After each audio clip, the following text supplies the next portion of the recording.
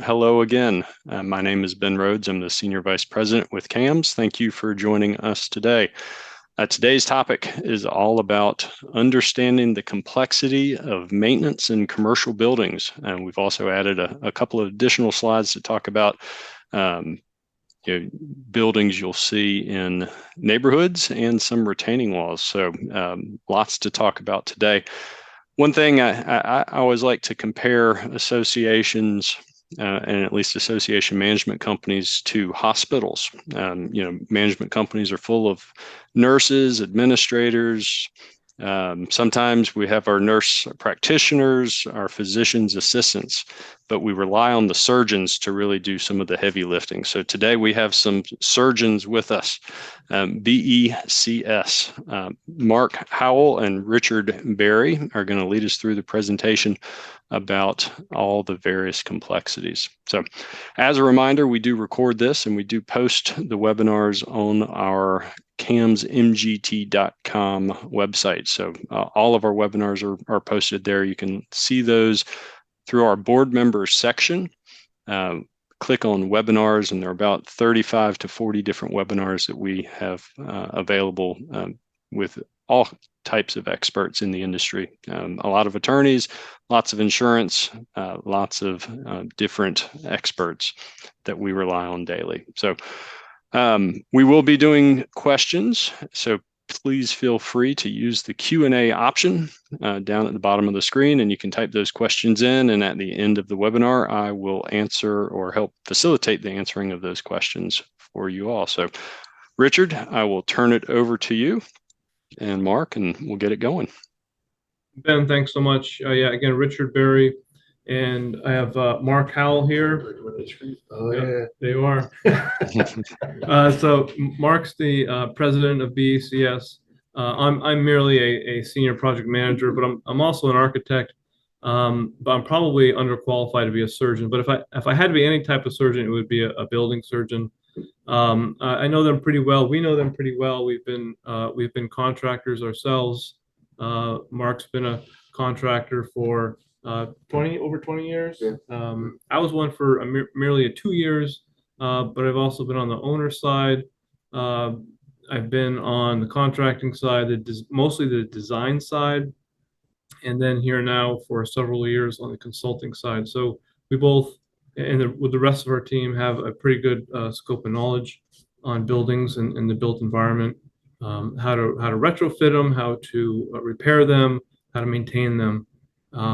So we are a consultancy. We're also a designer, engineer of record, and so forth. So we'll get into all that, and thank you for your time.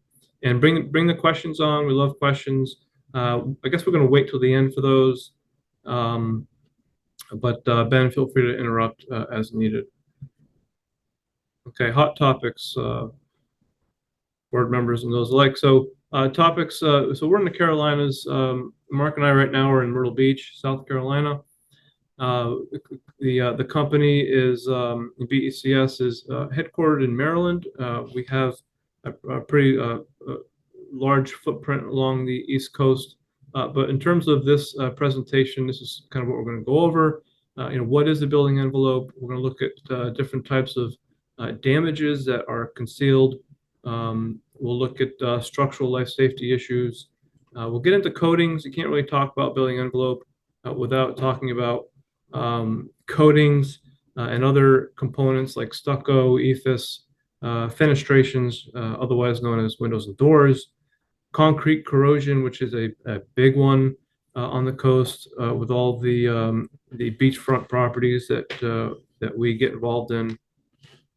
And the complexity of project development. There's the whole routine of parties involved and how they all relate to each other to get a job done. And we'll also look at Fannie Mae, Freddie Mac, the blacklist. So again, ECS, we're up and down the East Coast, founded in 2012, and we are professional engineers, PEs, also a couple of architects and construction managers, ranging through Pittsburgh down to Jacksonville, Florida. And we are members of CII, Mark, you want to say a little word about CAI?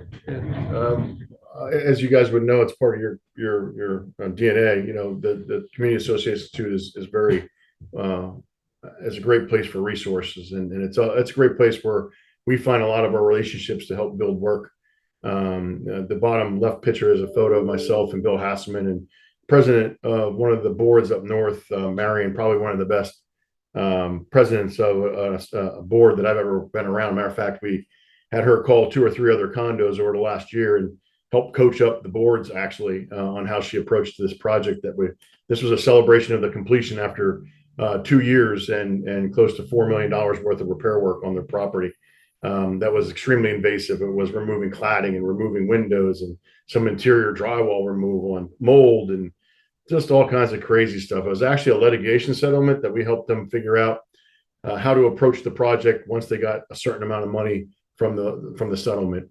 And we like to just share this because again, we are invested in the community that we all work in, and we're very aware of the how awesome it is to work with condominiums and how challenging it is to work with HOAs. So it's just something to reinforce that it really is what we call the Trinity, right? So you have to have the right manufacturers that produce the products. You have to have the right contractor with the right capabilities and the right mindset and level of quality. And you have to have the right design professional. So we're big proponents of making everybody kind of move forward into that Trinity mindset where every large project you do, you should have a design professional, a contractor, and a material manufacturer. And all those three combined, along with the teammates of the property managers and the board, really creates that project team. Thank you, Mark. Thank you, Mark. Okay, so a little bit about what we do. Just a building envelope, looking at facades, inspecting them. We have a mind for historic preservation. Mark kind of grew up in that in the Maryland, DC area. A lot of old buildings there. We get into waterproofing buildings. There's places you waterproof, places you don't. The terminology is sometimes shared, so there's distinctions there. Roofs, walls, windows, those are all components of the building envelope. And it's not just existing buildings we work with and consult on. It's a new construction as well. It kind of all fits in the same family of our profession.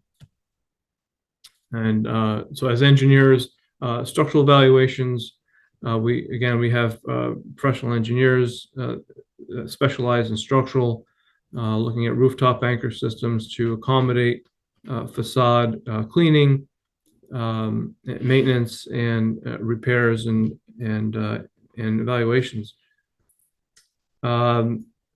I just kind of skipped ahead of this, sorry. Code compliance, expert witnessing. We're from time to time get involved in litigious activity. Delegated design as part of the process we also get involved in peer reviews. So reviewing sets of drawings for other architects, depending on the nature of the project, for contractors, for developers. So it's basically looking at a set of drawings, going through the building envelope components of it, and commenting and basically critiquing it, so that the end result is a better product for the project team. Typically with existing or new construction, generally at a commercial through industrial and institutional levels, you'll have specifications, as you may know. The construction documents require performance field testing to validate the design, to validate the construction, the systems that are installed. Because quite often, probably majority of the time, when construction documents are assembled, delivered, the end product is entirely something different or a version of. So the end product is not always what is originally designed. You can have changes, product changes. Not all products are the same. Not all manufacturers are the same. So testing helps validate those requirements. And BECS also provides that testing. Excuse me. And we also get involved in building enclosure commissioning. This is not new. It was kind of developed out of the HVAC industry, but basically it's this structured process from project beginning with the owner to the very end, completion, occupancy of the building, and then typically a year beyond occupancy, where everything about that project is tracked, tested, validated, and verified. It's very, very involved process, but what you need is a building enclosure commissioning agent, authority, and provider to facilitate that process. So you really get a better end product out of it. It does cost more. It's a very much a more involved process, but the end result is far superior than just the traditional building process. So we're not going to get into that detail, but just to kind of give you some input on that.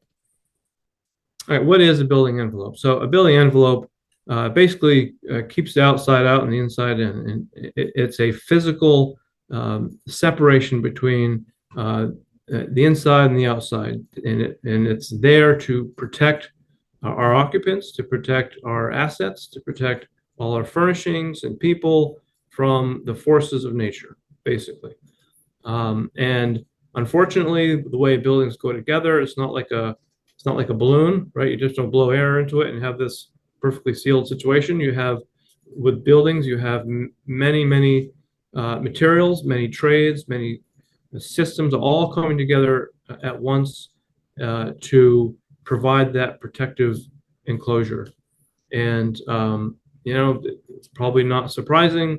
It's all built by humans most of the time, so there's errors in how it goes together. And one thing most projects should have on board is a building envelope consultant to assist with evaluating that process and those systems as they come together. So that's what that means, building envelope. And so how does a building envelope handle water? Well, I guess in the simplest form, you can kind of think of it as a roof, right? The water hits the shingles, goes into the downspout, goes in the gutter, then goes into the downspout, then gets to the ground, and then is carried away from the building. So it's controlled. So all components of the building envelope has to manage water in some way. And that's not just bulk water. It's water. It's vapor. It's just a transition of air, and there's a thermal barrier component to that too. And a combination of all those things coming together allows the envelope to manage the water. You can never block the water out. It's always there. It's omnipresent. We as bodies give off water, so we evaporate water. There's cooking, cleaning, bathing. All those things generate air moisture on the building interior. So there's managing that water as well. So when people talk about buildings breathing, that's kind of what they're talking about. A wall system, window system has to allow water to go through it, basically, but control in a controlled way. And what are we actually trying to do from a building science standpoint? It's we need to remove the water, the bulk water, away from the building. Number one, in this order. Number two, we got to reduce the airflow. So with airflow comes moisture vapor. So we want to remove the airflow.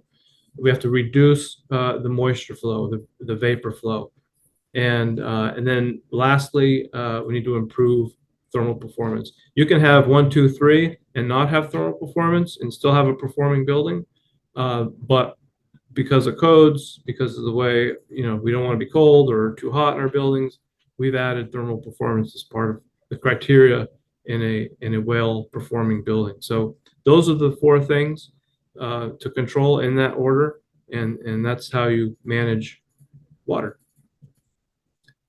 Water wins.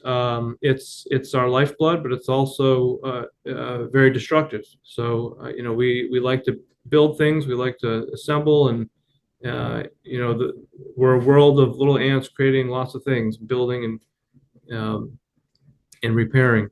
But water will destroy it all and take it back to nature if it has the opportunity. So we're always managing water in ways to protect our assets.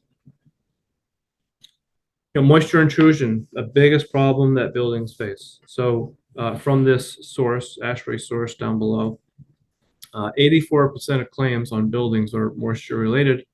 82% of those are building envelope related. So the envelope is extremely important in keeping out the water. And how does water get in? You have an envelope. Someone has built this building. They're supposed to keep the water out. How does this stuff get in? Quite often, water moisture can get through buildings through environmental impacts such as wind loading. So when you have wind, you have pressure, and with a building, it's basically displacing atmosphere and creating pressures, different variable dynamic pressures around the building that will have different outcomes in how water enters through the exterior, through the roof, through the walls. So generally, the lower or the higher you go in a building, the higher pressure you have on the windward side of the structure. On the leeward side, as you might imagine, you have a negative pressure, so that can have an impact as well. You go around a corner, you have your highest pressures around corners and the edges of the roof. And you can have generate circulating vortexes at the base of buildings that can impact the way the building performs and keeps water out. This, I think, is a animated slide. Okay, so mechanical HVAC systems have an impact. When we walk into a building, we may sense our ears pop or not. There may be very subtle differences between indoor and outdoor pressures. Systems should be balanced. They should be maintained and corrected regularly. But what ends up happening is if you have an HVAC system, it's old, it hasn't been maintained. Maintenance has been deferred, etc. Very dirty filters, a lot, old motors. A lot can happen with those systems. You can have variable pressures. So if the exhaust system is overpowering the supply system, then you could be creating, or vice versa, you could be creating negative or positive pressures in your spaces. Now, if that space is at the top of the building, may have a different impact on your envelope than the spaces at the bottom of the building. And that's due to stack effect. Stack effect can happen in different ways. We enter our buildings at the lower levels. So, large doors are often opening often, which allows air pressure to enter the bottom and send air movement through the building through mechanical chases, stairwells, etc. You also have here's stack pressure coming in, coming out. The plenums, some HVAC systems don't have return ducting. Instead, they use the area above the ceiling, the plenum area, to return air. So what ends up happening is that the air, water vapor sometimes can accumulate above ceiling levels where the air pressure might be different. Hydrostatic pressure, another natural phenomenon that impacts building envelope. Here we're looking at graphics of underground situations where you have ground, maybe a high water table, drainage tiling or municipal excuse me, municipal systems that might impact foundations. It has been studied that 12 inches of water depth above the lowest foundation level can lift a slab, can lift a 5-inch slab. So it's a very, hydrostatic pressure is a very powerful thing. So what we do to mitigate that is we do waterproofing, subgrade waterproofing around, basement or basement lower level parking levels, or elevator pits, etc. You can do negative side waterproofing as well, which means on the interior of the foundation. There's negative and positive side waterproofing. Those are complicated. They can be complicated systems. They need to be done right to keep the water out.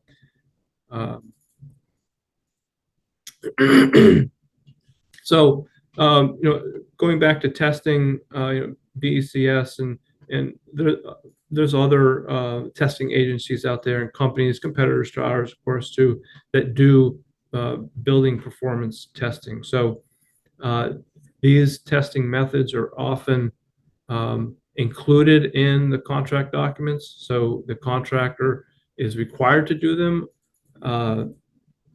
It can be flood testing, it could be diagnostic testing, such as this, where the picture here you're seeing the window is literally being isolated so that the test can be done on the window and determine whether or not that window system from the window manufacturer is compliant with the test method specified in the contract documents.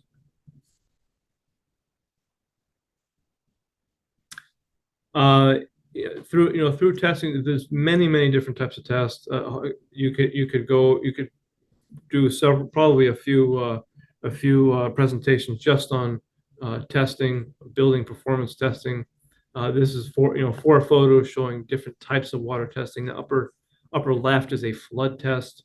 The upper right is probably looks like a diagnostic spray test. The one lower left with that telehandler, and what that is a big fan. It's like an airboat fan, and that's a dynamic water test, basically trying to recreate a storm condition on that particular window, being used as a test specimen. And then the lower right, that's a sort of a nozzle test, as we generally call it. It's a diagnostic test to basically determine whether or not in a certain amount of water pressure over the components of that window system, whether or not any water leaks through the system over a certain duration of time. It's basically 1 foot per minute is the rate. But these are the types of tests that are regularly done on typically new projects, but they can be done to diagnose water issues as well. Concealed damage from leaks. So this is just an example. A famous architect once said, the devil is in the details. You probably heard that. Here's a detail. If you look at the lower left photo, that's a little flashing detail at the edge of a balcony with a topping slab and an aluminum T-rail edge. Very common design that is very tough to get right in the field. A lot of different components to it, but it's waterproofed underneath the concrete. But this particular situation was a big issue. What happened was, if you can see in that little detail in the lower left, water would hit the balcony and just pour over the edge and go down into the wall system. And the photos on the right are an example of that project. This was a 2-year-old building, and which is really amazing to see that a bank of 2x4s only lasted 2 years under those conditions. So structural issue, Obviously, a water management issue. This small detail could have been mitigated in the design details. Never was. No building envelope consultant on the project. No one during the construction to evaluate and oversee from a quality control perspective. This turned into a seven. I think there was I think 5 buildings. It turned into a $7 million project to basically remove the facade and reassemble it. So in terms of structural life safety issues, just wanted to say here with this quick slide that something we're experiencing on the coast since Florida had that tower collapse. When was that, Mark? A couple years, 2 years ago? 2.5 years ago. Yeah. It obviously tragic, but what it did was it prompted a lot of folks to kind of pay more attention to the community's activity on large buildings with a high capacity, high occupancy, and how well are these buildings being taken care of, particularly on the beach. And what we're seeing in Myrtle Beach is the building inspectors, the construction department bolstering up the quantity of their inspectors, and also getting their first responder fire department involved in evaluating the building. So, where a typical alarm call, they may go on an alarm call, might be a false alarm, but they'll take the opportunity as part of their new protocols to evaluate the building a little further, just to get more coverage on what's going on out there. So we're seeing more of that. Do you want to say anything more about that, Mark? Just real quick, I think what when it comes to structural issues in concrete and wood, I feel like the big elephant in the room is going to be a lot of these actually structures that were built, podium buildings, pedestal buildings. That comes all different names. Where you guys have a lot of these in Charlotte and up in Raleigh. Those 3-4 story concrete frame parking garages with commercial spaces below, and then a wood frame or a steel stud tower on top of it. What we're finding is that a lot of those structures, at the speed that they were built, there's a lot of details that were missed. Two of the big common problems that we're seeing right now, as far as hot issues would go, one of them is the vinyl roofing that they're putting out on balconies, which is actually creating massive deterioration and rot in wood frame structures because they're usually not waterproofed correctly, or the walls around it aren't. So water's getting behind this impermeable vinyl surface that you have on your balcony, and it's just rotting the wood out. And you can't see it because it's covered vinyl. So we see a lot of condominiums getting us to do condition assessments. And once we start peeling back some of this onion, it really does stink, because we're really finding a lot of damage that's being concealed by, I'm going to say specifically, these vinyl systems are being utilized as balcony covers. That one is one of them. The other one we're seeing a lot of, I don't know if you all have any of these on your structures, that's called adhered masonry veneer, AMV. Adhered masonry veneer looks like stone, looks like brick. Back when I was growing up, they used to call it lick and stick. But it's really brick or stone stuck to a stucco surface. And a lot of the details and a lot of the ways those systems have been installed are really having challenges in their durability lifespan. So we're finding a lot of AMV projects where we're seeing cracking, we're seeing movement, we're seeing water infiltration, we're seeing a lack of integration, flashings. This is another one of those products that was pushed out in our industry. No one really figured out how to do it well until we screwed up enough buildings. And now we're starting to figure out how to do it well. But there's probably 10, 15 years worth of AMV structures out there that are probably at risk, especially if you have anything within about the last 10 years. Last couple of years hasn't been too bad, but 5 or 10 years ago, they were throwing this stuff up and really not understanding it, that it was a system that's supposed to manage water. They're supposed to have an air barrier behind it, flashings, and all these kind of components. Certain type of nails are supposed to be used to hang the lath. Just a lot of things missing when it comes to adhered masonry veneer. So, the concrete one is a big thing. We're seeing this in a lot of parking garages. Maybe not a concealed condition, but the lack of knowledge out there. I get concerned when I ask the property manager, "Hey man, you have a high-rise structure. Is it post-tension?" They kind of shrug. Please know if your buildings are post-tension.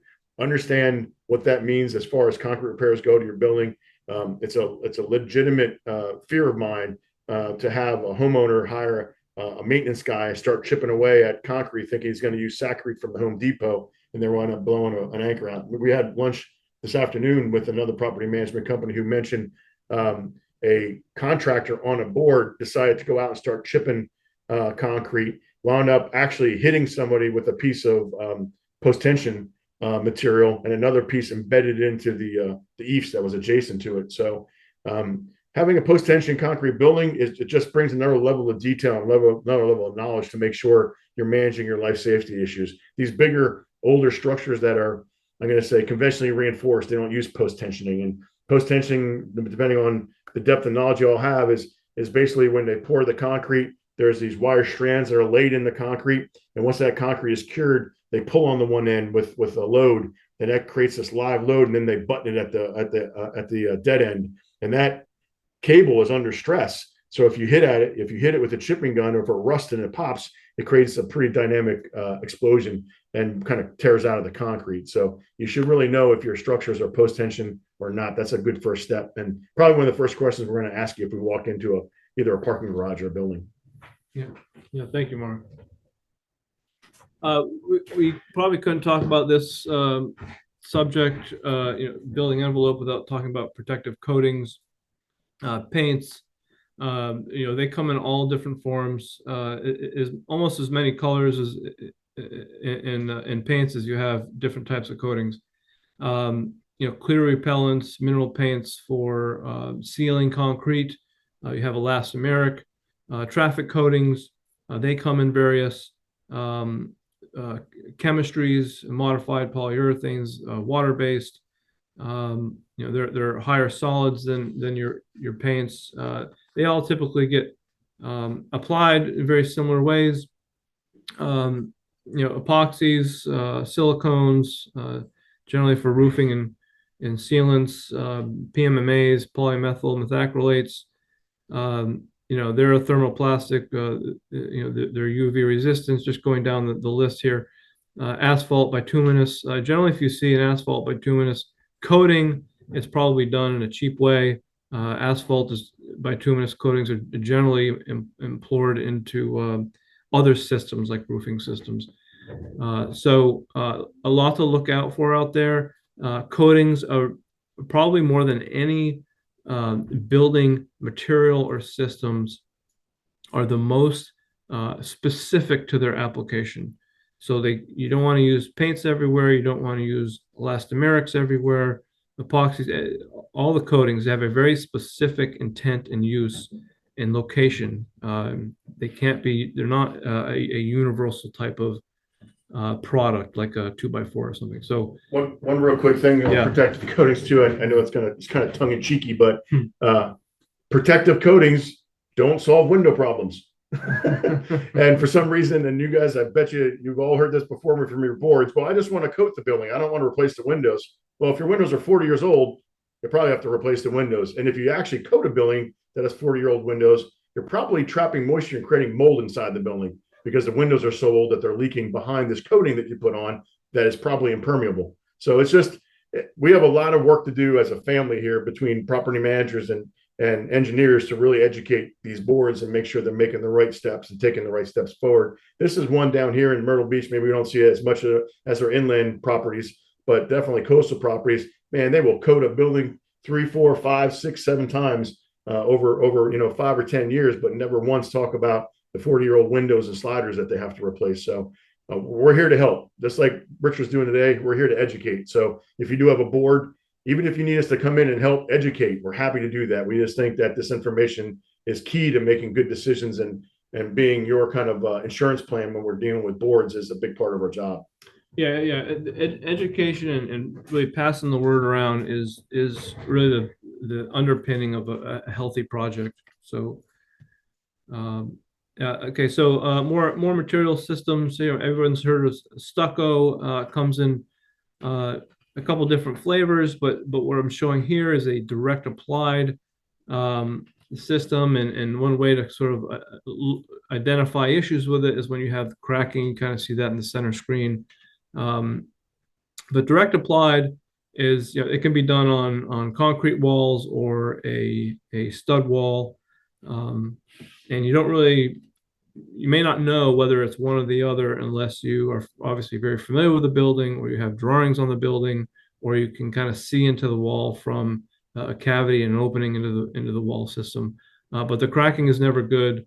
That's how you get water behind there, and you don't want water behind your stucco. The stucco is the water managing system itself on the outside. Accessories to direct applied stucco. They have trim pieces. You have reinforcing that goes in wherever you have a change in level or floor slab. Typically, floor slabs go to the outside. The wall system sits on top of it. And you got to have the right detailing to pull stucco off successfully. And on the picture there on the right, that's an old system getting rectified. Looks like a expansion or control joint there, and you can see that in white. Repairing direct applied stucco. So there's a lot to that. There's some testing involved. It's an adhesion test. You can sound, they call it sounding for debonded areas.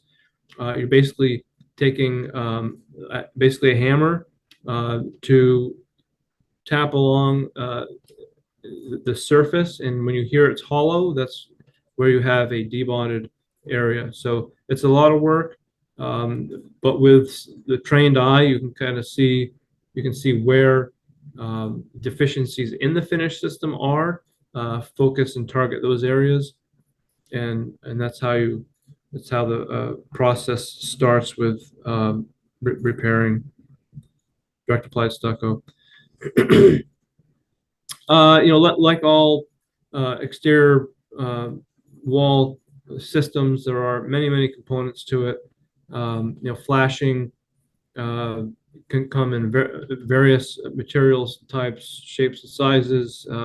You can have fluid applied type flashing, different metals, but it has to go in the right place. Water resistant barrier, or WRB, is what we describe as that layer of the wall system that controls air and vapor migration. It is generally your drainage plane, as we like to call it. It can come in various materials as well. Just like automobiles out there, you can get an automobile to fit any lifestyle. There are WRBs to fit every building. They come liquid applied. They come as synthetic, woven and non-woven wraps, asphalt saturated felts, that kind of thing. Lath, metal lath, is part of your stucco. Is basically one of the first layers you put on, and then after that, the stucco gets built on top of it in a scratch coat, about 3/8 of an inch thick, brown coat, which is another 3/8, and then a finish coat, which is an 1/8 inch thick. But those are your three stucco layers on top of your metal lath. And the maintenance for direct applied stucco, it's typically, look for failed sealant joints, loose or detached flashings. Look at your how the just if you need to investigate on your own, you can look at the edges. You can look up the side of the building and see if you see waving, cracks, that kind of thing. Anything that looks off, that your instincts are probably right, and it needs maintenance. Never use a high pressure washer sprayer on this stuff. It needs to be, because you can easily damage the finish layer and its bonding ability at intersections and terminations. All right, EIFS, or exterior insulated and finished systems. So this has been a big topic for many years in the building industry. all through housing, single-family houses, through commercial buildings, through industrial buildings. It's been put on just about everything. But just a quick history. It basically was started in 1950s Europe. They developed it as a great way to restore older structures, enhance their appearance. It made its way over to the U.S. Late 60s, and we grabbed that by the horns and used it a whole lot, but we also did it a whole lot wrong, and a lot went wrong. So typically when you hear people talking about EFIS, it's typically has a bad connotation. It doesn't really deserve it because it's a decent system. It wasn't installed well early on. Now we've come up with a different version of it. We'll go through that in a second. Let's see. So there are a lot of litigious activity around the replacement of poorly installed systems. And so by March '99, the National Association of Home Builders assisted in turning that around, and we ended up the industry came up with a drainable EFIS that kind of solved the issues. But it's not a miracle system. It still needs to be maintained just like any other assembly on a building. So the old EFIS was technically a barrier system. So kind of like a direct applied stucco, it goes on, and that's it. The water doesn't go behind it. Not meant to. It's only meant to shed water off the outside. And you can see on that photo on the left, that's a barrier EFIS system. So it's directly applied to the outside wall. A drainable EFIS system, which is more popular today, has a layer behind the EFIS that acts as a drainage layer, which can keeps your wall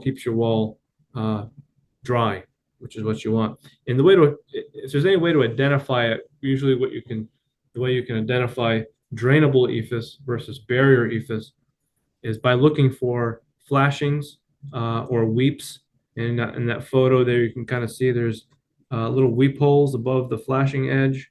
That is a drainable EFIS system. If you don't see any of that, then it quite possibly is a barrier system. So a lot can happen behind EFIS, as you may know. Water gets behind it, and you never know because it's a sort of a built-out system, and you can get a lot of corrosion. And because EFIS is a panelized system as it goes on in the early stages of the installation, it can also come off that way. So you can see there on the lower left a system that got a lot of water behind it for one reason or another, and blew off with probably negative pressure, wind, and it just comes off in sheets. And some other damage there you can see as part of EFIS. Real quick, I know we have the time's ticking, but I do want to make sure you all know. So we have been getting a lot of questions from insurance companies to identify what the building has when they get their insurance renewed. And we've had about 4 or 5 now that have come to us and asked us to look at their building to see if they have a drainable EIFS system or a barrier wall system. I can't opine on what that meant at the end of the day from the insurance companies, but it seems like they're at least learning the difference between the two, which is a good thing because hopefully it'll reduce the amount of craziness when it comes to EIFS, which is a very good product, just like any other product if you do it properly. Yeah. Thanks, Bart. Real quick here, just got a few more minutes.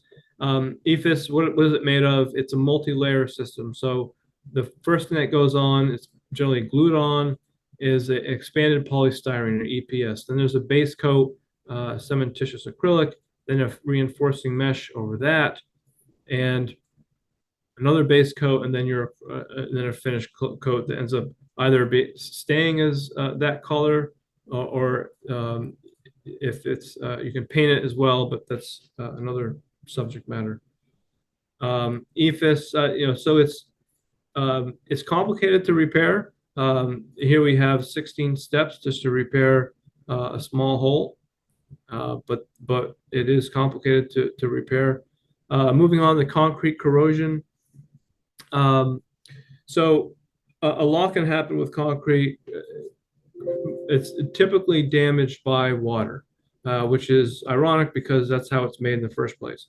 But quite often it gets that way because it's coated over, or it's got a carpet or a tile, or it's constantly succumbed to water sitting, ponding, or infiltrating inside. Most probably all concrete is steel. Steel is the skeleton of a concrete system, and it's what helps hold it all together. So once steel gets wet, exposed to oxidation, it can it will cause problems. The bigger cracks, the more water, the faster the degradation. Now these are all three of these photos here are balconies. Those are some of the more troubling issues with concrete on balconies, particularly on the coast. Mark, you want to talk about your limelight here? Yeah, there's I don't have the right shirt on, but there's the tattoo. Anyway, we were able to do a good education program, I feel, for the community that we invited, which was all property managers and unit owners and condo boards, about corrosion in concrete structures, coastal environments, which again, corrosion is corrosion anywhere, but when we have seawater and direct wind and salt, it's all the combinations that make things really a disaster. So over the years, what we've been doing as an industry is repair and protect, and there's nothing wrong with repair and protect concrete. It's what you do. Do you repair properly? You protect it with a coating. Repair, protect. Repair, protect, though, you have to keep in mind is a cyclical thing. That's something that you do every couple of years. Repair and protect, repair and protect. And one of the reasons for that is because you're really never going to manage the corrosion like you really want to. So repair and protect helps the corrosion today, but it doesn't protect you from corrosion in the future. So there is a thing that you can get involved with. If we look at a client or a board or someone who was more interested in long-term solutions, we can look into doing a corrosion study. And that corrosion study really gets to the root cause and identifies how to mitigate corrosion long-term. So you don't have the frequency of repair and protect that traditional projects have now, which I'd say every 5 or 10 years, you're going to do something because corrosion is going to continue to happen no matter what. So even the repair and protect process has some sort of a maintenance requirement to it. We just want to make sure folks like you guys understand that if there is someone who's looking for more of a long-term solution for their concrete balconies, their buildings, or their parking garages, we can do corrosion assessments and really get to the root cause and find out how to mitigate and manage corrosion long-term so you can reduce the frequency of repair and protect programs. Thank you, Mark. Windows and doors, they're typically an assembly of parts. Doors obviously are operable. Windows can be operable, and there's a lot that can go wrong with them. And it's a weak point in the envelope system. So we spend a lot of time focusing and designing repairs to those. It's also an easy component for a maintenance crew to empty a tube of goo, which doesn't last very long, or could be even more damaging by holding water and moisture back. Window types, there's the ribbon types, punched window openings. There's also curtain walls and storefronts. They all have their own components, their own way of self-supporting, their own way of self-draining. So they have limitations on how large and they can get. So a lot to those. Here are some miscellaneous details. They do self-drain, but quite often some of these parts and pieces don't get put in the right way. So they are often assembled on the job site. They don't always come fully assembled. So here's just an example of where maintenance happened, and they basically on this one of our projects here, they basically sealed up the weep holes. not knowing that they weep water. They sealed them up because they probably had a leak somewhere, and that was a no-no. You don't do that. When that kind of thing happens, this is what it might look like underneath the windowsill, where it's just rotting everything out. And another example of that, skylight slope glazing systems are not out of the realm of issues when it comes to maintenance. You can see that they're a system that needs to operate a certain way, and after their useful life, the sealants degrade, the components they deteriorate, etc. The first course of action, generally on a maintenance side of things, is to go at it with a tuba caulking, which is quite often the wrong thing to do. Building components have a lifespan, and once you get to that, they really need to be replaced or repaired properly. Renew and replacement. When does it make sense to do this? There could be historic requirements involved. From a life cycle perspective, there might be a sustainable component to how this is executed, or obviously probably the most common, economical. There's owner preference and end of service life type replacements. We can advise on when that can happen. Like windows, typically 20 to 25 years. You can get more out of them depending on where they are in the building or their quality, but they're really, windows generally are not designed or intended to last the life of a structure. And the other thing with all this, I'm sure you're aware, you have to balance ownership between the HOA as a community and the specific owner. Who owns the windows? Who's responsible for maintenance of the doors? Does the owner own the latching? Do they own only the operable panel? Do they own the handrails outside the balcony? Where do those limitations come? And we get involved with helping manage those expectations and being inclusive about getting any repair replacement scope into the documents so that it can be done sort of seamlessly along the project path. Interior finishes obviously get impacted by water infiltration. A lot of repairs there. You can't just repaint something over. There could be numerous ways that water can be leaking in. It may not be a specific leak. It could be a air control issue, humidity thing. Could be an installation issue. So we get involved in forensic studies as well. Retaining walls. We want to talk about retaining walls a little bit. We do. Again, we have our professional engineers that can design and advise on what to do with retaining walls. This is a specific example here in Myrtle Beach with a public right of way and a HOA tower right next to it with lots of utilities running in between. So we are going through this process of designing a new one. And so yeah, retaining walls they're kind of fun to do because it's landscaping and it's a change in project type. So it's the complexity of project development, how a project is conceived. Let's see, I have 5 minutes. I'll try to do this really quick. Generally, we like to start with the reserve study. Was there a property condition assessment performed? Are there reserve schedules determined? What is the sense of priority for the building and in the unit ownership? What is the budget for these things?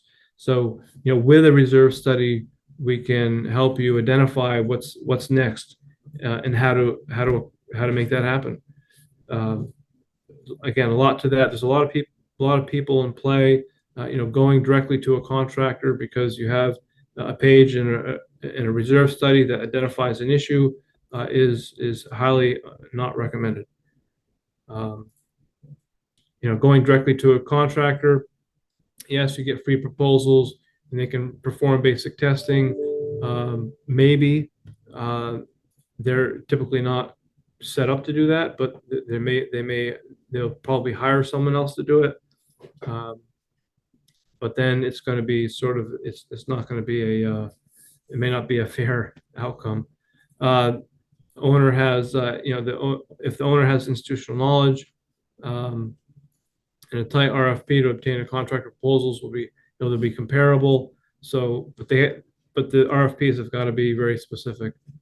The contractor can self-perform. They focus on their own specialty scope. But the cons generally outweigh the pros with hiring direct to contractor. The contractor, identified the scope, but it may not. The scope is not complete, does not solve the problem. That's quite true. They may focus on a certain repair, but not understand why what the problem was originally, and you may just be fixing it again shortly down the road. Again, and stamp drawings, you may need, for permit, you simply need a stamped set of drawings. Having a contractor facilitate that process is not recommended. A building envelope consultant, a design professional can facilitate that process from the beginning to the end. Excuse me. I won't go through all these, but generally, from beginning to end of a project, having a consultant on board with that specific experience is leaps and bounds better than direct contracting.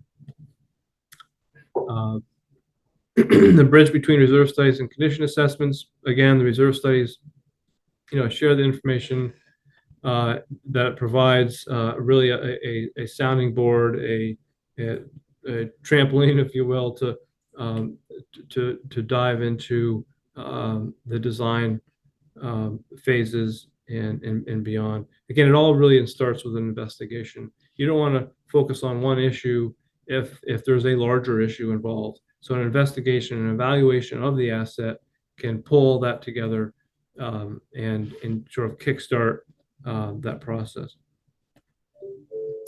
Our approach, IDBO, you start with an investigation, you go through that design process, and we take you through the bidding services. We can manage all that administration, and then once the project is up and going, we're there for QA, QC oversight and testing as needed. Mark, you want to talk about Fannie for a minute? No, I think we got well, this is the last one, right? So you guys all might be aware of it. Fannie and Freddie are the two big loan companies to buy condos around the country. 75% of the loans that we understood through some documentation we've received goes through Freddie or Fannie.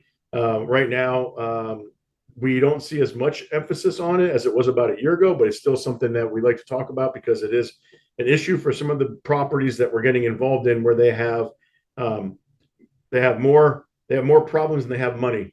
So they're a little bit upside down in the reserves. And a lot of these properties, unfortunately, have multiple buildings on it. It's not just one building, or it's one big, giant, tall building. So it's a lot of stewardship, a lot of things to manage. And unfortunately, from what we're understanding so far, is you don't really get off this list. And the list is comprised of about 15 things that they look for. And we can share the document or some of the articles that we have with you guys about it. But the bottom line comes down to, if you have structural water filtration issues, they're not going to activate your ability to sell your property or to buy in that property unless those things are completed. What we haven't identified yet is, will they take you off the list if you're in process of repairing? What we've heard so far is the answer is no. You have to have everything fixed to get off the list. So maybe this is great feedback from you guys. Maybe you guys have heard something different. We're just a little bit worried about it because we do know we have a lot of properties that have 4, 5, 6 year programs to get around that are 8, 9, 10 buildings or their tall building. And that's not the greatest situation in the world if we can't get people off this list because the project has to be completed to come off the list. So again, this is another hot topic that we're hearing coming around. We're not getting a lot of great direction from anybody on it. So it's kind of a case-by-case basis, but we're here to talk about it if you need to, and we'd love to know more information if you all have it as well. And thank you. Okay. Thank you, Ben. Well, we do have a couple of questions that have come in. So what is your experience with liquid membrane roof replacement? Sure. So, right, those themselves, also called coatings, there's a lot of different types, a few main types, generally silicone and acrylic. You can coat just about anything with them. Manufacturers will have some control over what you use. They may say, no, we're not going to use our product on XYZ because we haven't tested it for that, or they won't go there.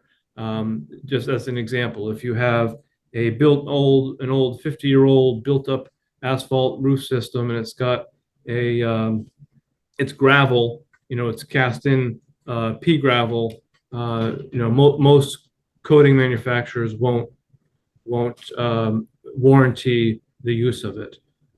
So they'll sell you it, but they won't warranty it.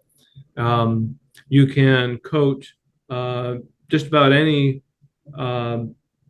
single membrane type, TPO, not really PVC. I guess it depends on the manufacturer, but EPDM is generally a good candidate for coating. It requires a primer.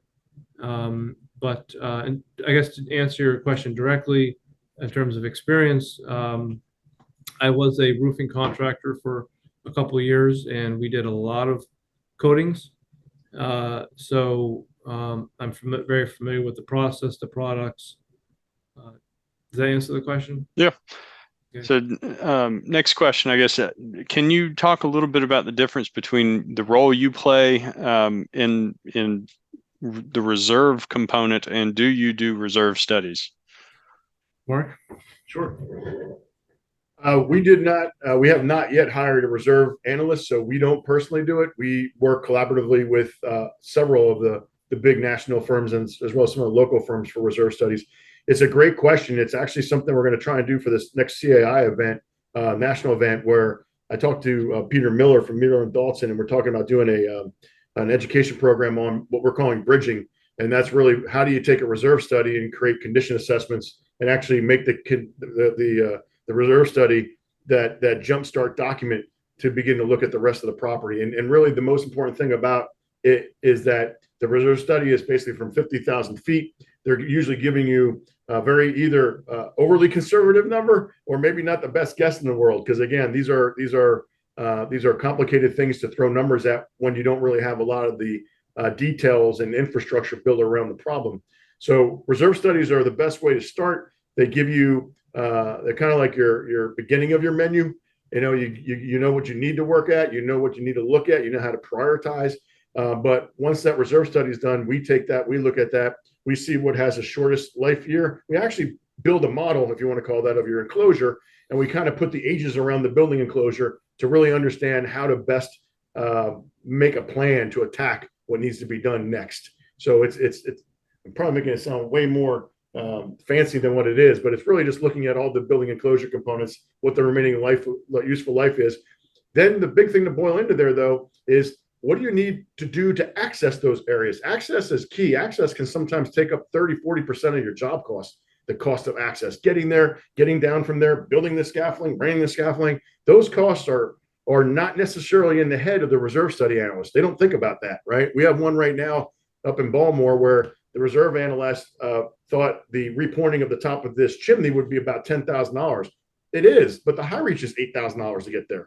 So you have an $18,000 job, not a $10,000 job. So the reserve study gets the ball rolling. That's what the reserve study is. Then we need to be plugged in, take that reserve study and really put some teeth to it. And from that, we create condition assessments. It may be a whole building envelope condition assessment. It may be, we had one up in Maryland where it was a historic structure built by a very significant architect. The windows are getting to about 50 years old and they should be replaced according to the reserve study. However, these are very robust metal, these steel windows. I mean, these things are incredibly built, not overly energy efficient, but they don't leak.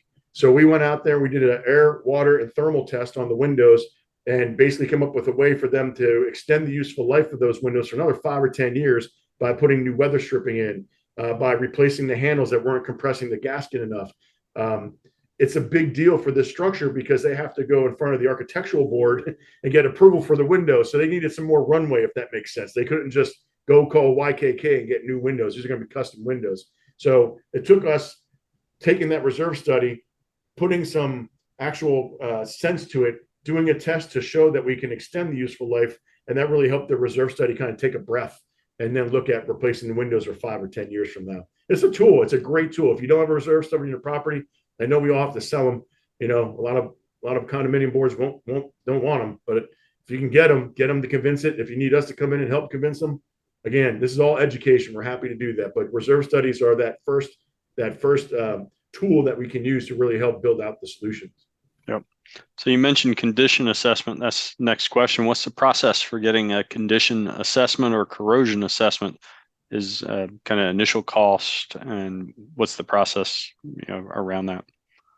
Yeah, so we would simply ask you for the address, and then kind of go from there. What we do is we'll look at it online, plan a trip, look at it in person, kind of get an understanding of what we're getting into. We want to know the building age. Do you have any documents, any construction documents?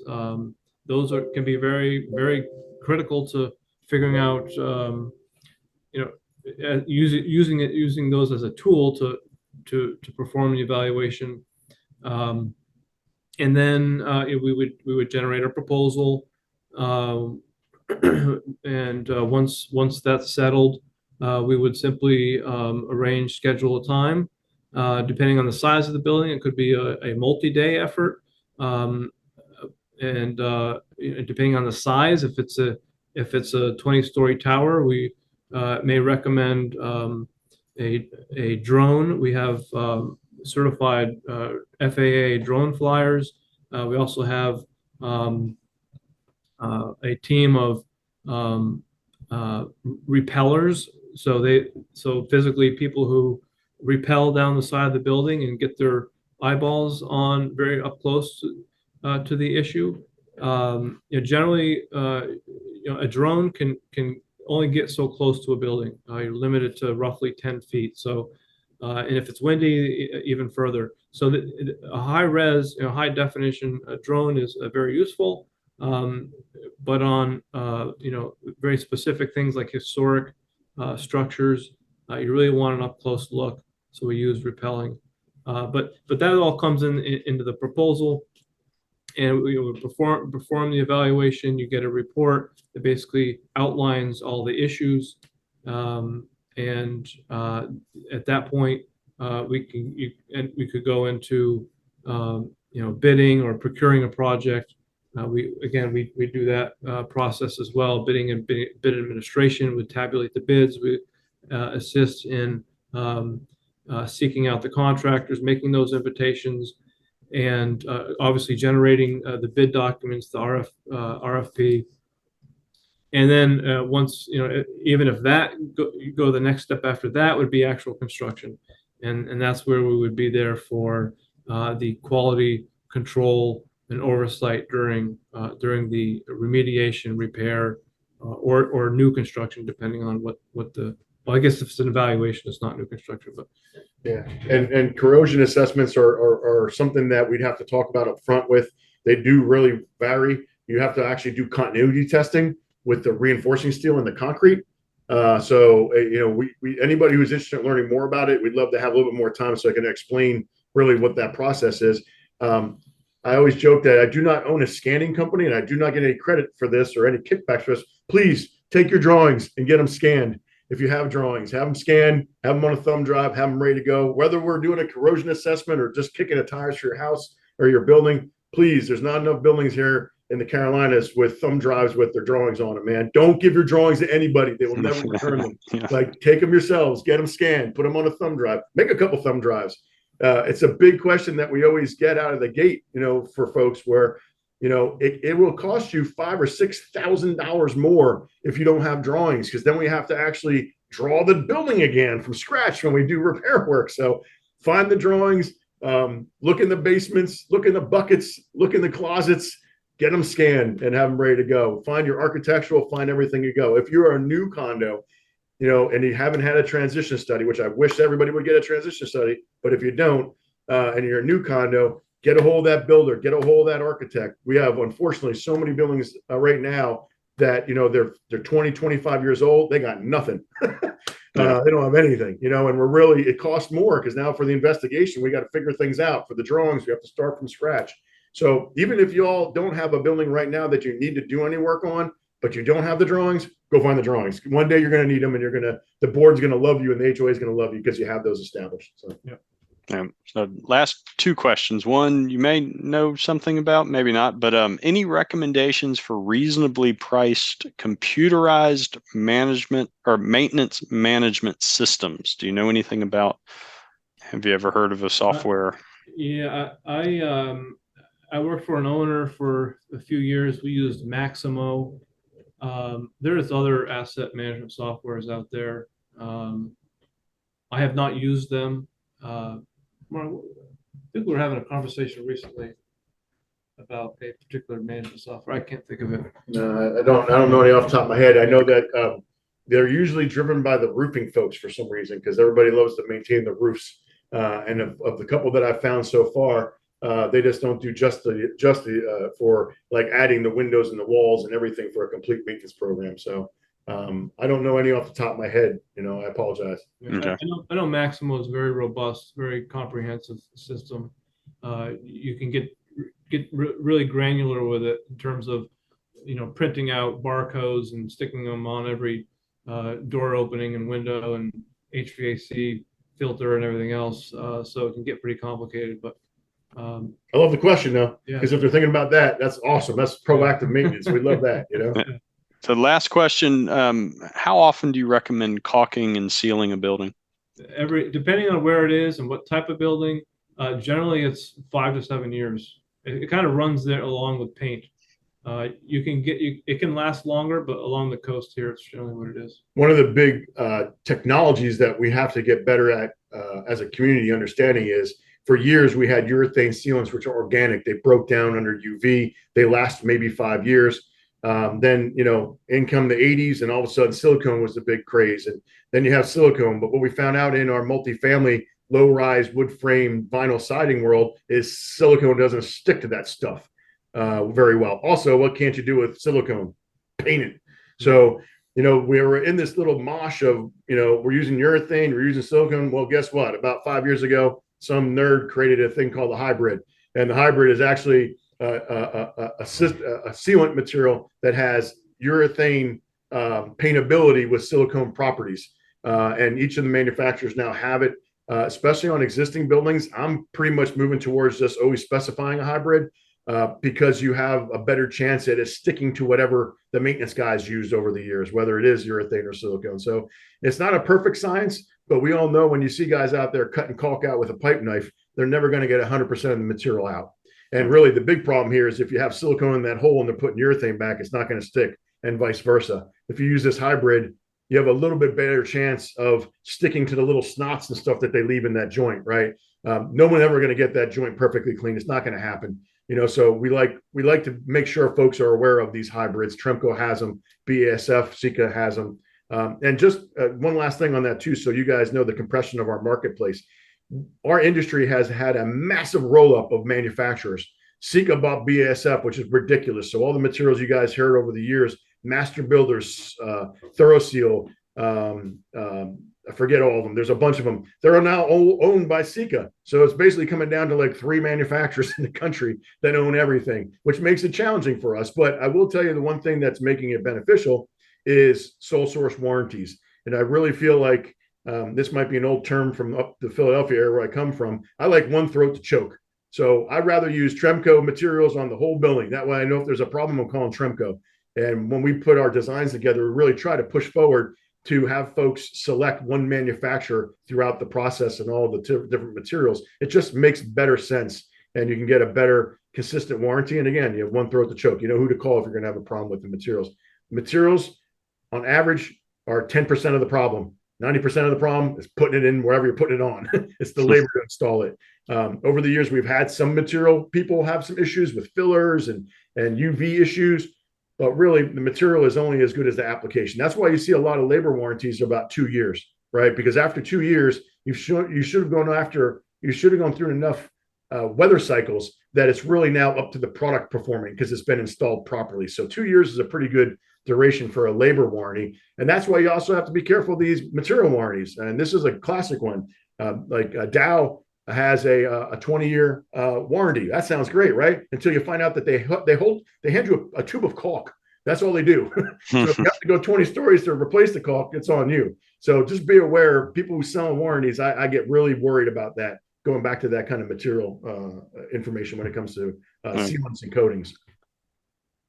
Well, thank you both for your time this evening. Thank you all that have hung in with us through the end. So we enjoy putting these together, and we're always looking for new content. So Mark, Richard, thank you for walking us through the complexities of buildings, and they are very complex structures. Yes, they are, Ben. Yeah, thanks for letting us impart our knowledge, and I hope everybody learned something. So, well, thank you. As a reminder, it is recorded and we do post it online. So if you do want to share this information with any of your colleagues and or board members, please visit the camsmgt.com website under webinars. So again, thank you and good night. Thank you. Stay well. Okay, bye-bye. Bye-bye.